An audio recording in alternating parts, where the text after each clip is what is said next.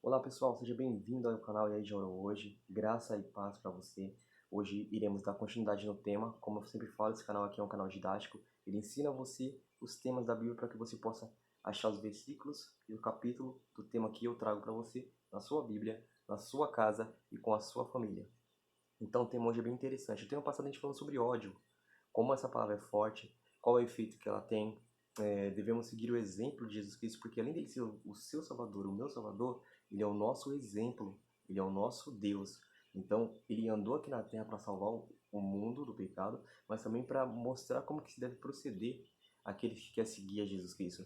Lógico que nós não vamos conseguir ser igual a ele, porque, como eu sempre falo, ele nasceu com a natureza de Adão, a natureza pré-lapseriana, ou seja, pré-lapso, antes de entrar o pecado. Então ele veio com essa natureza que não tinha tendência para o pecado.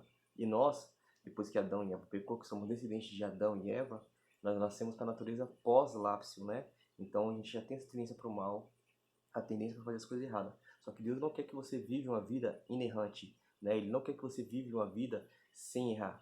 Eu sou pecador, eu tenho falhas, você também tem, então a gente vai errar. Mas Deus quer que você diante das suas falhas, diante dos seus erros, você reconhece Ele como Deus e tenta imitar a Jesus Cristo. Você já viu uma criancinha quando tenta imitar a mãe, a menininha quando tenta imitar a mãe? Ela não vai imitar com a perfeição que a mãe anda. Tipo, coloca um, um sapato da mãe e tenta imitar os trejeitos da mãe. Não é igual, mas ela tenta parecer com a mãe. Então é exatamente isso que Cristo quer que você faça como cristão. Que você imite a Jesus Cristo. Lógico que você vai ser perfeito só quando Cristo revestir o seu corpo de glória e tirar a natureza pecaminosa que nós já nascemos, né? Como o salmista Davi bem falou, em pecado já me concebeu a minha mãe. Então, você tem a natureza pecaminosa. Cristo quer que você reconheça Ele como o único Salvador e você será salvo. A palavra de Deus fala, crê no Senhor Jesus, será salvo tu e tua casa. Então, para você ser salvo, basta você crer no Senhor Jesus Cristo que você será salvo. Mas para você preservar essa salvação, você precisa andar com Ele, obedecer, seguir tudo as orientações que está no mapa, que é a palavra de Deus. Como eu sempre falo, a Bíblia nunca foi, não é e nunca será um livro interpretativo. Ela é um livro guia, que te guia ao caminho, à verdade e à vida, que é Jesus Cristo. A Bíblia, o autor principal da Bíblia é Deus, o personagem central da Bíblia é Jesus Cristo. Desde o início até o fim da Bíblia, né? A Bíblia, eu sempre falo isso e repito várias vezes no canal.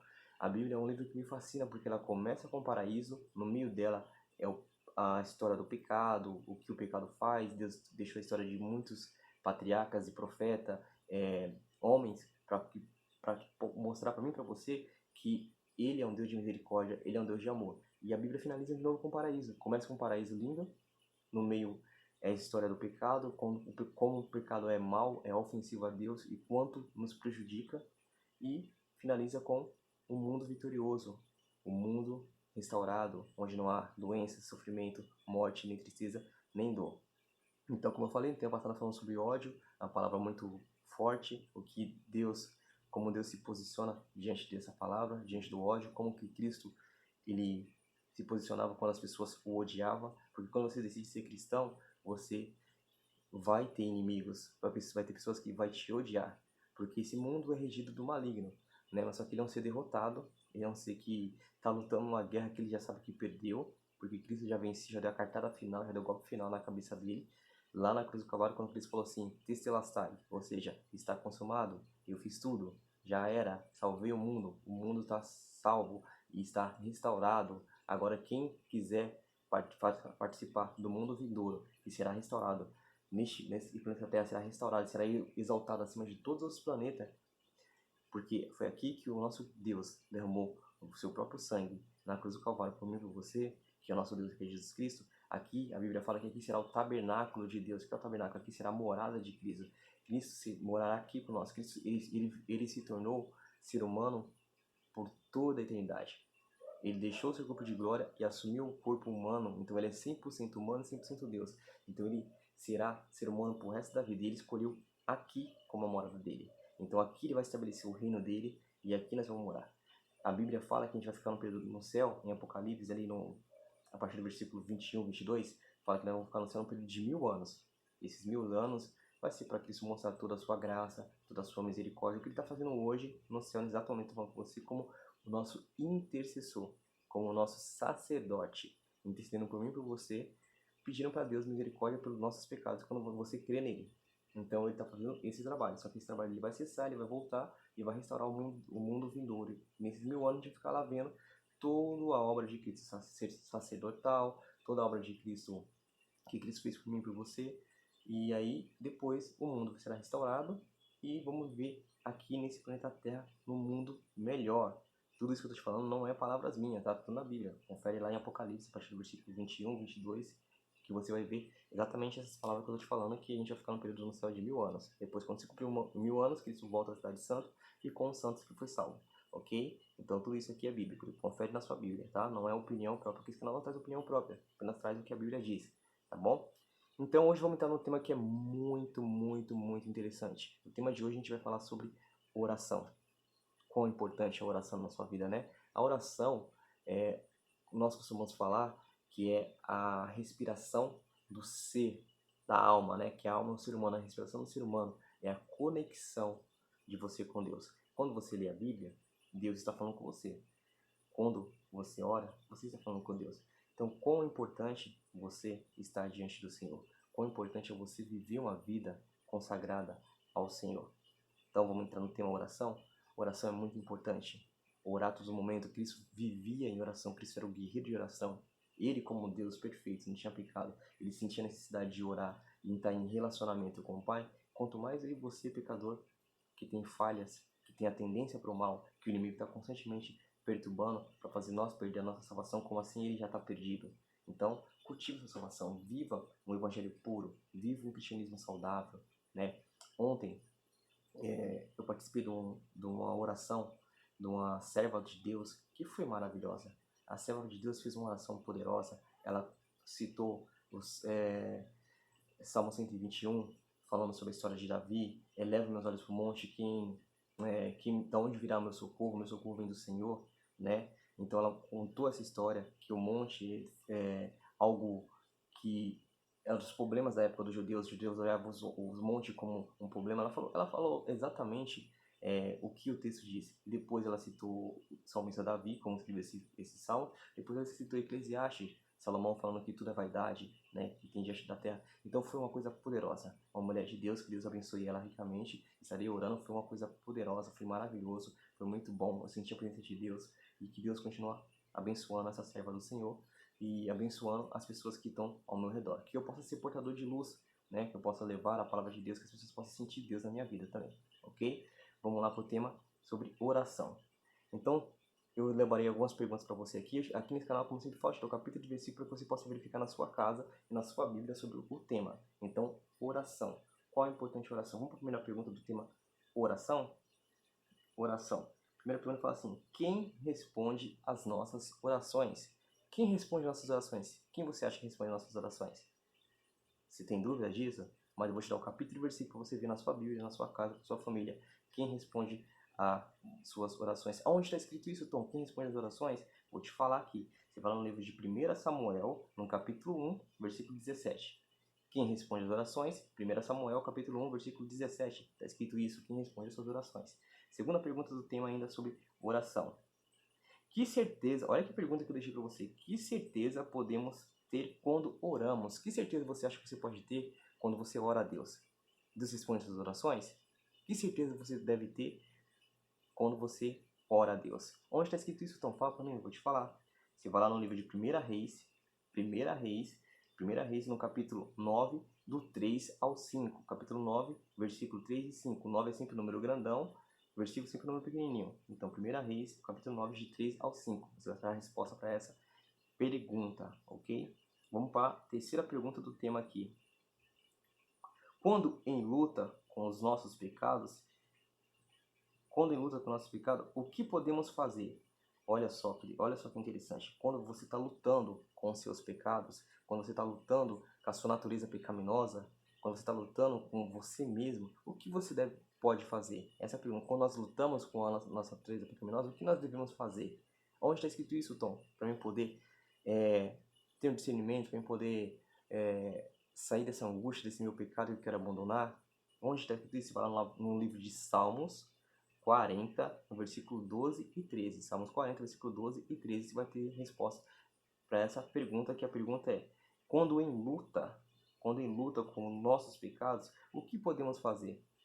É orar, com certeza. Mas lê lá no livro de Salmos, no capítulo 40, versículo 12 e 13. Vai dar a resposta para você. Verifica todos os textos. É importante você verificar os temas que eu dou aqui e os textos, porque isso te alimenta, né? Isso alimenta. Assim como o seu corpo necessita de alimento, de água para você sobreviver, a palavra de Deus para você viver firme na fé, para alimentar a sua fé, você precisa ler as palavras de Deus. Para você alimentar a fé. A palavra de Deus é o alimento para a fé, porque se você negligencia isso, você acaba tendo um continuo humor e você acaba deixando a natureza pecaminosa falar mais que a natureza cristã, que ele se plantou em você a partir da hora que você conheceu ele, ok? Vamos lá, a quarta pergunta do tema sobre oração. Aqui, a quarta pergunta que eu deixei aqui fala assim: quem ensinou os discípulos a orar? Olha que pergunta. Isso aqui eu vou falar lá da oração, exemplo que Jesus deixou, que é a oração do Pai Nosso, né? Quem ensinou os discípulos a orar? Quem ensinou, acabei de falar? Jesus. Onde está escrito isso, Tom, para me ver quem ensinou os discípulos a orar? Você vai lá em Mateus, no capítulo 6, a partir do versículo 9 ao 13. Mateus, capítulo 6, a partir do versículo 9 ao 13. Quem ensinou os discípulos a orar? Como nós devemos orar? Ali é um exemplo de oração, né? Chamando o Pai, glorificando Ele como Deus e sabendo que tudo vem da mão dele, tá bom? Então a pergunta é: quem ensinou os discípulos a orar? Você vai lá no livro de Mateus, no capítulo 6, versículo 9 ao 13, tá bom? Você vai achar a resposta para essa pergunta.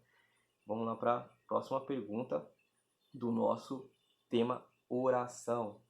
Fala assim: qual deve ser a nossa atitude ao orar? Olha que pergunta interessante. Deixei essa pergunta por último porque é importante. Qual deve ser a nossa atitude diante da oração, quando a gente orar? Como deve ser a atitude do ser humano quando ele ora?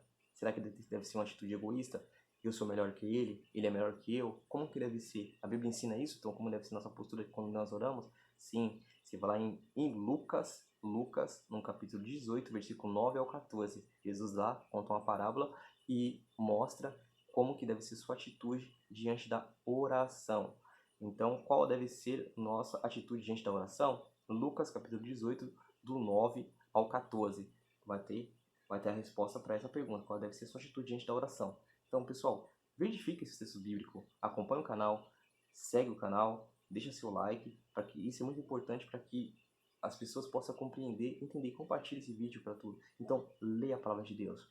Hoje está muito fácil de você ter uma comunicação com Deus. Deus deixou a tecnologia para que você possa ter um relacionamento melhor. Se você não gosta de ler, se você não gosta de... não tem paciência para ler, tem Bíblia em áudio, tem esses temas aqui que eu trago para vocês do capítulo e versículo, já tudo mastigado para você verificar na sua Bíblia, com o tema e o capítulo e versículo, só para você ler, ou você colocar em áudio e escutar o que eu estou te falando nos temas. Então tá muito fácil para você se relacionar com Deus hoje. Então não tem desculpa. Por isso que a Bíblia fala que naquele dia, quando Cristo voltar, que está escrito 2.500 vezes aqui nessa Bíblia, na palavra de Deus, que Cristo vai voltar. Então, a Bíblia fala assim que muito ser humano será indesculpável, porque você não quis mesmo conhecer profundamente Deus, ok?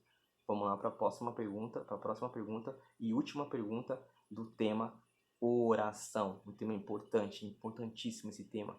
Isso é o tema mais importante de todos os temas que eu trouxe aqui. Todos os temas são importantes, mas a oração é um relacionamento que você tem com o seu Criador. Então vale a pena você orar e confiar, porque Jesus, ele tinha um relacionamento com o Pai através da oração, como ser humano que vive aqui na Terra. Última pergunta do tema sobre oração.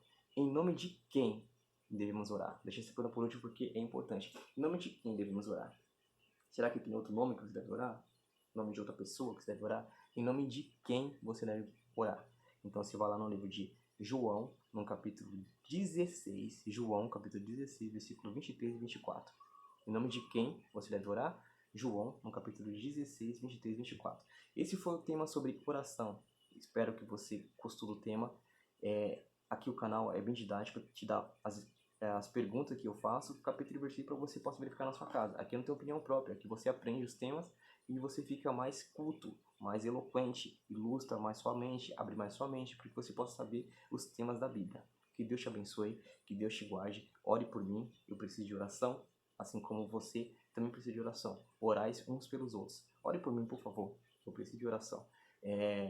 Para que cada dia mais eu venha trazer temas para você e poder fazer você ficar pertinho de Cristo. E, brevemente, nós nos encontraremos no reino celestial com o nosso Pai, Deus, que Ele está voltando. Então, compartilhe esse vídeo, deixa seu like e muito obrigado. Que Deus te abençoe, que Deus te guarde, que Deus te ilumine. Até o próximo vídeo. Como sempre falo nesse canal, se você tiver coragem de perguntar, a Bíblia sempre terá coragem de te responder. Aqui é o mapa, aqui tem resposta para todas as suas inquietudes, para tudo que você precisa na sua vida. O que você precisa na sua vida? Aqui tem resposta para tudo. Por isso que Jesus falou que o nome dele é Eu Sou. Tudo que você precisa, Ele é. Se você precisa de paz, Ele fala Eu Sou a paz. Se você precisa de amor, Ele fala Eu Sou o amor. Se você precisa de perdão, Ele fala Eu Sou o perdão. Por isso que Ele falou para Moisés que o nome dele era Eu Sou. Vai até Ele. Entrega seus problemas ao Senhor. Confia nele. E o mais Ele fará. Até o próximo vídeo. Tchau. Que Deus te abençoe.